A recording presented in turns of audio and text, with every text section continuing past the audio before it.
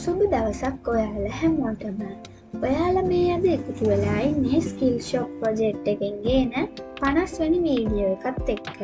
ඉතින් අද මේ වීඩියෝ එකෙන් අපි කතා කරන්න යන්නේ අපේ ප්‍රොඩක්ට් සෙලින් හිස්ටරි පේජ් එකේ ප්‍රොඩක්ට් සර්චින් එක, ප්‍රොඩක්ට් රිවිව් එක, ඊට පස්සේ පෙන්ඩින් ඩෙලිවරි ප්‍රොඩක්ට් සහ අපේ ඩේලි සෙලින් ප්‍රොඩක්ට්ස් වල අපේ බැක්කෙන් පාට් එක ගැන ප්‍රොසෙස් පාට් එක කොහොමද මම කරලා තියෙන සහ ඒක ඩිසයින් එකේ පැත්තෙන් කොහොමද වෙන්නේ කියන එක එක්ස්ප්ලেইন කරන්න තමයි මම අද මේ වීඩියෝ එක ගේන්නේ.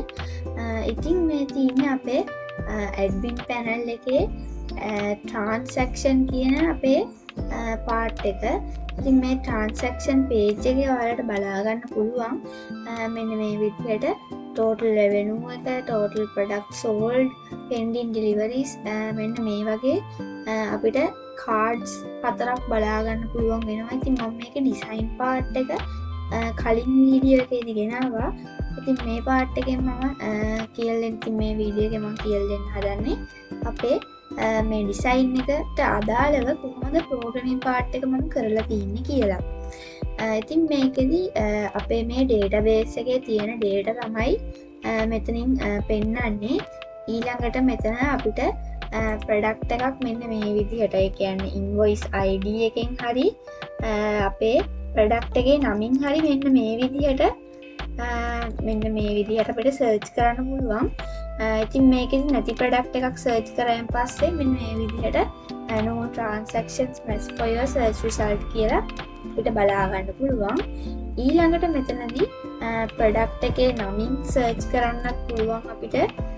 ඊළඟට මෙතන අපේ ප්‍රොඩක්ට් එකේ මෙන්න මේ ඩේට් එකේ, කියන්නේ ඩේට් එකෙන් අපිට මේ විදිහට ෆිල්ටර් කරලා බලන්න. ඉතින් මේතනදී මාර්ච් 19 වල ප්‍රොඩක්ට් එකක් මේක ඕඩර් එකක්. ඉතින් මේකෙදි මෙතනින් මාර්ච් වලට ගිහිල්ලා මාර්ච් 19 කියලා සිලෙක්ට් කරන් පස්සේ ඒකට අදාළව ස්ටාර්ටින් ඩේට් එක මෙතනින් බලා ගන්න පුළුවන්. ඉතින් වෙන ඩේට් එකක් දීලා බලුවෙන් පස්සේ මුකුත් ට්‍රාන්සැක්ෂන්ස් බලා ගන්න පුළුවන් වෙන්නේ නැහැ. ඉතින් එන්ඩ් ඩේට් එකටත් අපිට මෙන්න මේ විදිහට මාර්ච් 19 දාලා ඊට පස්සේ එන්ඩ් ඩේට් එකට මෙන්න මේ විදිහට දැම්මෙන් පස්සේ ඒ අතර වෙලා තියෙන ප්‍රොඩක්ට්ස් තමයි අපිට මෙතනින් වෙන්නන්නේ.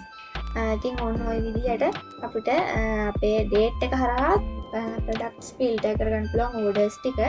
ඉතින් මෙතනදී ක්ලියර් ෆිල්ටර් කියන බටන් එක ක්ලික් කරාන් පස්සේ මේ ඔක්කොම රීසෙට් වෙලා කලින් තිබ්බ විදිහටම තියෙනවා.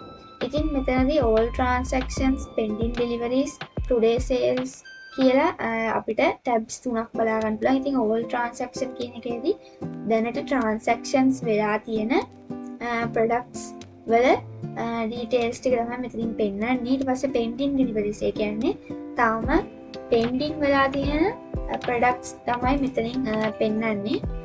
ඊළඟට මෙතන today sales, ඒ කියන්නේ අද sales මොකුත් වෙලා නැත්තම් මෙන්න මේ විදිහට no transactions කියලා පෙන්නනවා. ඉතින් මෙතනදී අපිට deliver වෙච්ච product එකක් මෙතනදී pending කරන්නත් පුළුවන්. නැත්තම් pending වෙලා තියෙන ඒවා අපිට deliver කියලා මාක් කරන්න පුළුවන් admin side එකෙන්.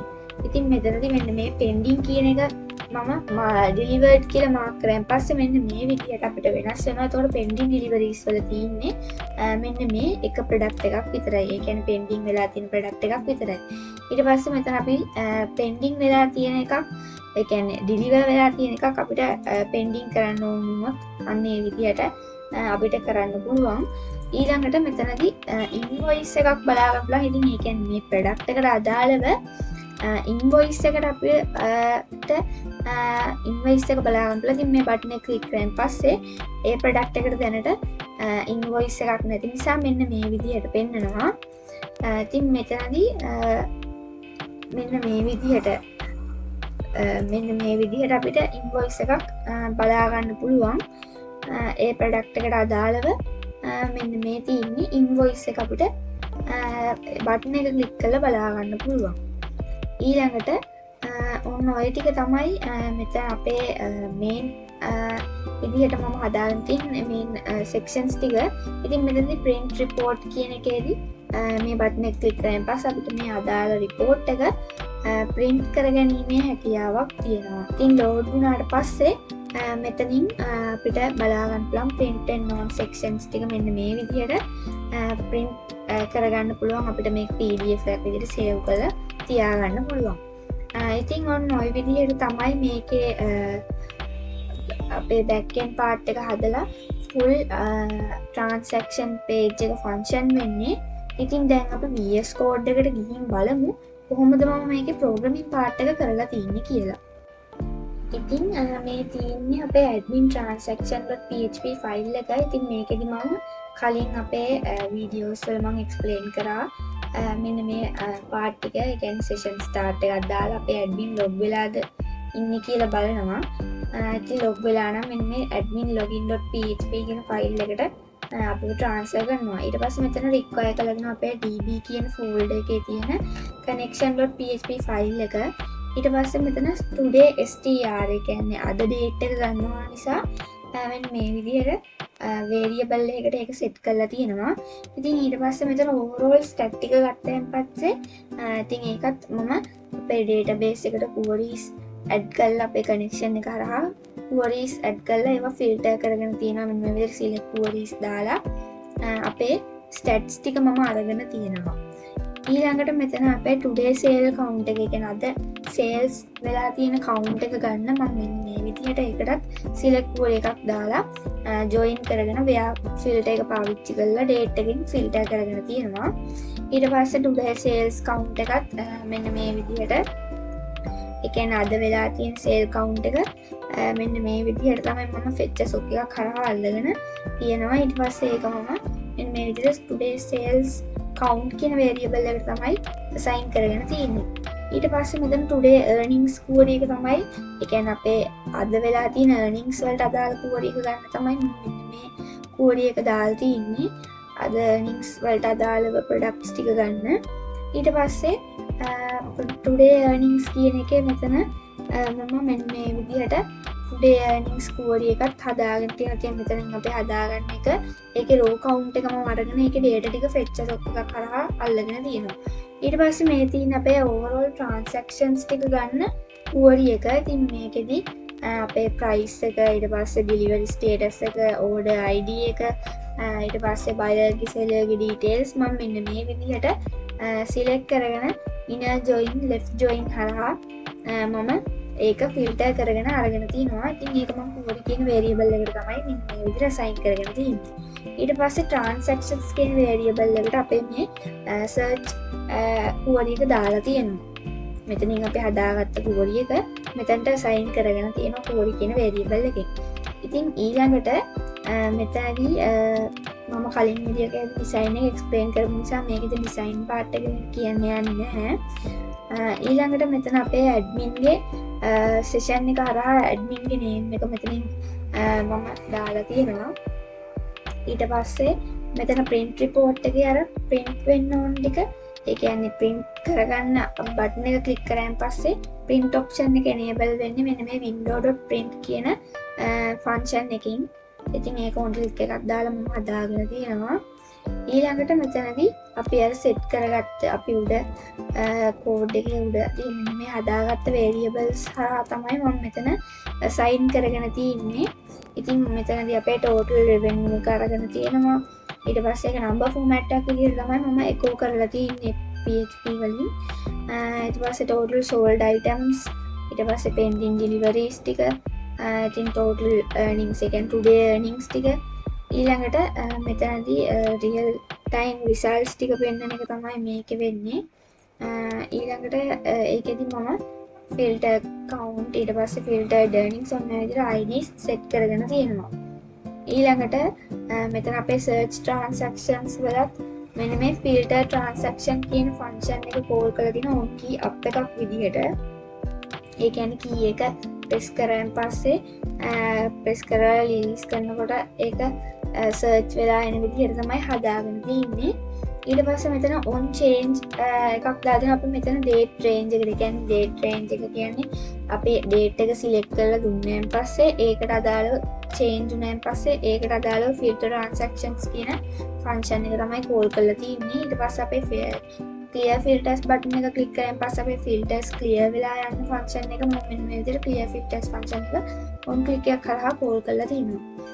ඊළඟට අපේ මෙන්න මේ විදිහට අපේ transactions ටික පෙන්වන්න ඕන විදිහට මෙතන data order id කියන නම් වලින් මම මෙතන class name වලින් තමයි මෙන්න මේ විදිහට HTML special chars කියන function එක use කරලා අපේ buyer-ගේ first name last name අපි set කරලා තියෙනවා. ඉතින් මෙන්න මේ tx කියන variable එකට assign කරලා තියෙනවා අපේ transactions variable එකේ තියෙන data ටික fetch සොක් කරගෙන. ඉතින් මේ data ටික තමයි මෙතනින් වෙන වෙනම අල්ලගෙන තියෙන්නේ. ඊට පස්සේ invoice එකේ date එකට අදාළව invoice date එක මෙතන date කියන function එකෙන් display කරලා තියෙනවා. ඊට පස්සේ මෙතන අපේ if else එකක් දාලා බලලා තියෙනවා product image එකක් නැද්ද කියලා. කියන්නේ not empty ද කියලා බලලා තින්නේ empty නැද්ද කියලා බලලා තියෙනවා. ඉතින් empty නැත්තම් ඒ image එක පෙන්වන්න කියලා තමයි මෙතනින් කියලා තින්නේ. ඊට පස්සේ empty නම් මෙන්න මේ විදිහට design එක වෙනස් වෙන විදිහට තමයි හදාගෙන තින්නේ. ඊට පස්සේ මෙතන අපේ product title එක category name එක sellerගේ first name last name අපේ අර අල්ලගත්ත data වලින් ඒ ටික මම මෙතනට set කරලා තියෙනවා. ඉතින් මේ විදිහට තමයි ඒක කරලා තින්නේ.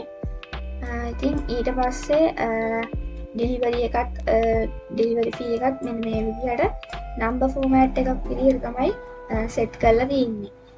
ඉතින් ඔන්න ඔය විදිහට තමයි design part එකෙන් මම මේ ටික පෙන්නනවා. ඉතින් දැන් back end part එකට ගියන් පස්සේ මෙන්න මේ විදිහට තමයි ඒ කියන්නේ event listener එකක් use කරලා තමයි අර filter transaction කියන function එක මෙතන call කරලා තියෙනවා.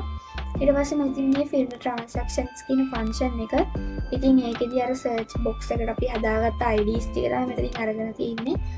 document.getElement by id වලින් අපේ search box එක ඊට පස්සේ ඒක lower case වලට කරලා තියෙන. ඒ කියන්නේ ඒකේ text එක අපි එක ඒ කියන්නේ අපි ඒ ටෙක්ස්ට් එක සිම්පල් කැපිටල් වුණත් දාලා තිබ්බට මෙතනින් lower case වලට convert කරගන්න විදිහට හදාගෙන තියෙනවා. ඉතින් මේ තියෙන filter transactions කියන function එකට අදාළව coding part එක. ඉතින් මේකෙදි මෙන්න මේ විදිහට අපේ order id එක product title එක buyer name එක අපි constant variables වලට assign කරගෙන තියෙනවා. lower case විදිහට තමයි ඒක කරලා තියෙන්නේ. ඊට පස්සේ මෙන්න මේකෙදි අපේ pending එකටයි අදාළව stats ටික ඒ කියන්නේ delivery එක වෙනස් කරන එක තමයි මේකේ කරලා තියෙන්නේ. මේ කියන්නේ දැනට තියෙන tab එකේ pending වලට සමානයි නම් ඒකට අදාළව pending status ටික පෙන්නනවා. ඊට පස්සේ මෙතනදී else if එකේ එහෙම නැත්නම් today str කියන variable එකකින් assign කරගෙන අපේ today ඒවා ටික තමයි පෙන්නන්නේ. ඊට පස්සේ මෙතනදී මෙන්න මේ part එකත් ඔයාලට බලා ගන්න පුළුවන්. if else දාලා තමයි ඒකත් හදාගෙන තියෙන්නේ. ඊළඟට මෙතන අපේ update කරනවා real time count එක. ඒ කියන්නේ අර real time අපේ product count එක මෙතන පෙන්වන එක තමයි මෙතනින් ඒකට අදාළව back end part එක තමයි මේ තියෙන්නේ. ඉතින් ඔන්න ඔය විදිහට මම අපේ admin transactions වල backend part එක හදාගෙන තියෙනවා. ඉතින් මෙතනදී update overall pending stat card එක මේකෙන් update කරන pending total කියන variable එකට assign කරගෙන document.getElement.query select all වලින් තමයි ඒක මම හදාගෙන තියෙන්නේ. ඊට පස්සේ මෙතනදී if එකක් දාලා data set එක delivery status එකට pending ද කියලා බලලා තියෙනවා. if එකෙන් pending නම් pending total වලට add වෙන්න කියලා තමයි කියලා තියෙන්නේ. ඉතින් ඔන්න ඔය විදිහට තමයි අපේ ඒ code ටිකට අදාළව වෙන්නේ. ඒ කියන්නේ අපේ output එකට අදාළව. ඊට පස්සේ මෙතන async function එකක් දාලා toggle delivery කියන එක. ඒ කියන්නේ අපේ delivery එක අර බටන් එක ක්ලික් කරන් පස්සේ ඒක වෙනස් වෙන part එක තමයි මෙතනින් කරලා තියෙන්නේ. මේකෙදි මෙන්න මේ විදිහට constant variable වලට අපේ btn එකේ id එකයි badge එකේ id එකයි මේ විදිහට assign කරගෙන තියෙනවා. ඊට පස්සේ මෙතන බටන් එක disable කරලා තියෙනවා. ඊට පස්සේ බටන් එකේ text එක processing වෙන විදිහට ඒ කියන්නේ බටන් එකේ text එක අපි ක්ලික් කරන් පස්සේ processing කියලා පෙන්වන්නේ. අන්න ඒ විදිහට පෙන්වන එක තමයි මෙතනින් කරලා තියෙන්නේ. ඉතින් ඊට පස්සේ try catch එකක් දාලා තියෙනවා මේ try එකේදී වෙන්නේ try කරනවා මෙන්න මේ ටික try මෙතනදී error එකක් ආවෙන් පස්සේ catch එකට ගිහිල්ලා ඒ විදිහට මෙතන alert එක පෙන්නනවා connection error occurred කියලා ඊට පස්සේ finally එකේදී button එක disable කරනවා ඉතින් මේකෙදි වෙන්නේ මෙන්න මේ response එක ගේන පාර්ට් එක කියන්නේ අපි රික්වෙස්ට් කරන පස්සේ response එක වෙන පාර්ට් එකේ තියෙන මෙන්න මේ process admin එකේ toggle delivery status.php කියන ෆයිල් එකකින් මේක ගත්තාන් පස්සේ ඒකේ කෝඩ් එකේ මම session start එකක් දාලා තියෙනවා ඊළඟට මෙන්න මේ විදිහට database connection එක require කරලා තියෙනවා පස්සේ header content type json විදිහට දාලා තියෙනවා ඊළඟට මෙතන admin ගේ authentication එක තමයි බලලා තියෙන්නේ කියන්නේ admin log වෙලාද කියලා තමයි මෙතනින් බලලා තියෙන්නේ ඊට පස්සේ මෙතන id කියන variable එකට අපේ එහා පැත්තෙන් ගේන product එකට දාලා ඒ කියන්නේ order එකට දාලා id එක මෙතනින් අල්ලගෙන තියෙනවා ඊළඟට මෙතනදී if එකක් දාලා බලලා තියෙනවා අපේ id එක බිංදුවට වඩා අඩුයිද කියලා හෝ බිංදුවට සමානයිද කියලා ඉතින් එහෙමනම් invalid transaction item id කියන alert එක පෙන්නනවා json වලින් pass කරන එක ඊට පස්සේ මෙතනදී response එක කියන්නේ request එක දාලා response එක මෙතනින් හදාගෙන තියෙනවා database එකට search tool එකක් දාලා තියෙනවා delivery status එක filter කරගන්න ඒක part එක තමයි ඊට පස්සේ මෙතන if else එකක් දාලා response එකයි අපේ number count එක බලලා තියෙනවා මෙතන ඉන්න number count එක 0 වලට වඩා වැඩිද කියලා. ඉතින් වැඩි නම් මෙතන if එක ඇතුළට යනවා නැත්නම් මෙතන transaction item not found කියන error එක තමයි display කරන්නේ. ඊට පස්සේ මෙන්න මේකෙදි අර data ටික අල්ලගෙන delivery status එකට current status එක item එකේ එන delivery status එකට සමානයිද කියලා බලලා ඒක current status කියන variable එකට assign කරගන්නවා. ඉතින් මේකෙදි තමයි status එක toggle වෙන part එක. ඒ කියන්නේ දෙතන current status එක pending ද කියලා බලලා තියෙනවා. pending වලට equal ද කියලා බලලා තියෙනවා. නැත්නම් completed ද බලනවා. completed ද බලනවා. ඊට පස්සේ මෙතනදී pending වලට equal වෙන්නේ නැත්නම් කෙලින්ම ඒක pending වලට equal කරන එක තමයි මෙතන කරලා තියෙන්නේ. ඊපස්සේ update කරනවා අපේ database එක පැත්තෙන් ඒක update කරන එක තමයි මෙතන තියෙන update කරනවා අපේ invoice item table එකේ තියෙන ටික. ඊට පස්සේ මෙතනදී if else දාලා මෙන්න මේ update කරගත්ත variable එක මෙතනදී කියන්නේ update කරන් පස්සේ delivery status එක updated to new status කියලා අපිට alert එක display වෙන විදිහට හදාගෙන තියෙනවා. ඊට පස්සේ එහෙම නැත්තම් මෙතන fail to update the delivery status කියලා else එකේ ඇතුළේ තියෙනවා. ඉතින් මොන ඔය විදිහට තමයි toggle delivery status.php එකට අදාළව කෝඩ් එක තියෙන්නේ. ඉතින් ඊට පස්සේ request එකට අදාළව response එක තමයි මෙතනින් handle කරලා තියෙන්නේ මේ try catch එකේ. ඉතින් එහා පැත්තෙන් ගේන data ටික success වලට success ද කියලා බලන්න මෙතන if එකේ success නම් මෙන්න මේ කෝඩ් එකට අදාළව ටික වෙනවා. නැත්තම් මෙන්න මේ විදිහට catch එකට යනවා. ඊට පස්සේ මෙතනදී status එක completed ද කියන එක තමයි මෙතන බලලා තියෙන්නේ. status එක complete නම් අර button එක update කරන part එක තියෙනවා. ඉතින් ඒ කියන්නේ මෙතනදී ඊට පස්සේ else එකේදී ඒ කියන්නේ completed කියන එකට සමාන නැත්තම් මෙතනදී update කරනවා අපේ pending කියන එකට update කරන එක තමයි මෙතනින් වෙන්නේ. ඊට පස්සේ මෙතනදී ආයි stats ටික මේ filter කරගන්නකොට ඕන නිසා මෙතන filter transactions කියන function එක call කරලා තියෙනවා. ඊට පස්සේ මෙතනදී update overall pending stat card ටික මෙතන ඒකට අදාළව ඒ function එක call කරලා තියෙනවා. ඉතින් මේ ඉන්නේ ඒ function එකට අදාළ code එක. ඉතින් ඔන්න ඔය විදිහට තමයි මගේ product selling history page එක admin part එකේ product selling history page එක මම program කරලා තියෙන්නේ. ඉතින් මේකෙදි මෙන්න මේ විදිහට අපි update කරාන් පස්සේ අපේ database එක පැත්තෙනුත් ඒවා update වෙනවා. ඉතින් මෙන්න මේ විදිහට තමයි ඒ ටික බලා ගන්න පුළුවන් වෙන්නේ. ඊට පස්සේ මේ තියෙන්නේ final අපේ project එකේ ER diagram එක. ඉතින් ඔන්න ඔය විදිහට තමයි මේ Skillshop project එකට අදාළව overall අපේ අද වීඩියෝ එකට අදාළව මෙන්න මේ product selling history page එකේ programming part එක මම කරලා තියෙන්නේ. ඉතින් හිතනවා අද වෙනම වීඩියෝ එකක් ඔයාලට වැදගත් වෙන්න ඇති කියලා. එහෙනම් අපි ඊළඟ වීඩියෝ එකකින් හම්බ වෙමු.